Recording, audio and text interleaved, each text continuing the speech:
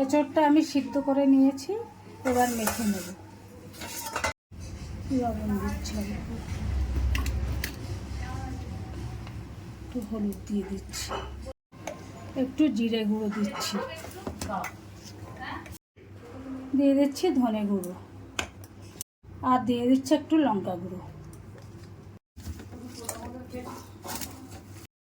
দিয়ে দিচ্ছি একটু বেসন, গরম মশলা দিলাম একটু, দিয়ে এটাকে মাখিয়ে নেব ভালো করে।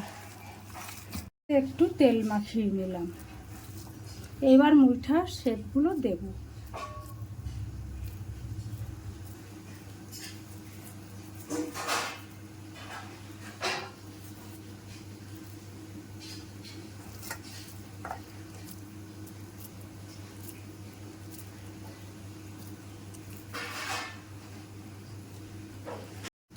এরকম করে সব কটা মুইঠা বানিয়ে নেব।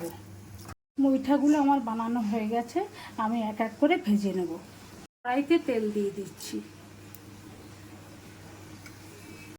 মুইঠাগুলো আমি তেলে দিয়ে দিচ্ছি। মুইঠাগুলো আমি লাল লাল করে ভেজে নিয়েছি, তুলে নিচ্ছি।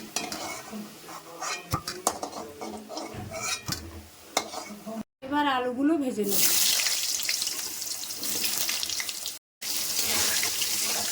এবার চিংড়ি মাছগুলো ভেজে নেব। তেলের মধ্যে দিয়ে দিচ্ছি গোটা গরম মশলা, তেজপাতা, দুটো শুকনো লঙ্কা, পেঁয়াজ কুচি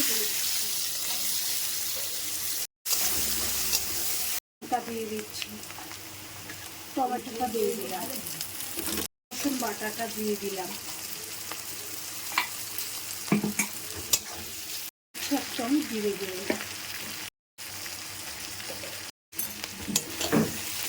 দিয়ে দিচ্ছি,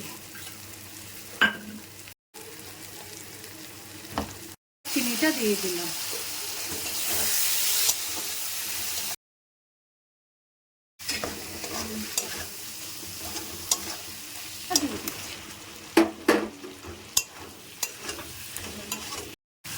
গরম জল দিয়ে দিচ্ছি।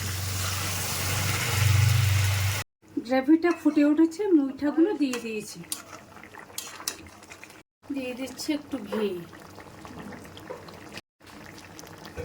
আর গরম মশলাটা দিয়ে দিলাম। এবার এঁচড় মুইঠা আমার রেডি। আপনারা এইভাবে অবশ্যই একবার বানিয়ে খাবেন।